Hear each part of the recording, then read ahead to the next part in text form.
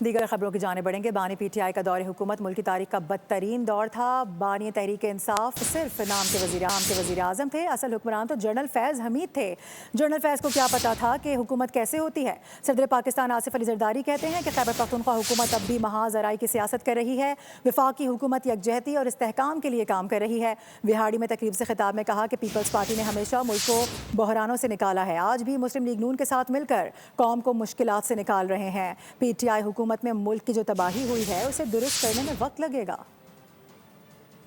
Collective thought 4 سال عمران کی حکومت تو تھی نہیں، وہ جنرل فیض کی حکومت تھی۔ اب فیض کو کیا پتا کہ حکومت کیسے کرنی ہے اور کیا ریلیف دینا ہے اور کیا نہیں دینا ہے، تو انشاءاللہ آہستہ آہستہ ایوالو ہوگی۔ کے پی میں ان کی اپنی سوچ ہے، وہ تو مار کٹائی پہ اترے ہوئے ہیں، ملک بنانا نہیں ہے، لوگوں کا کام کرنا نہیں ہے۔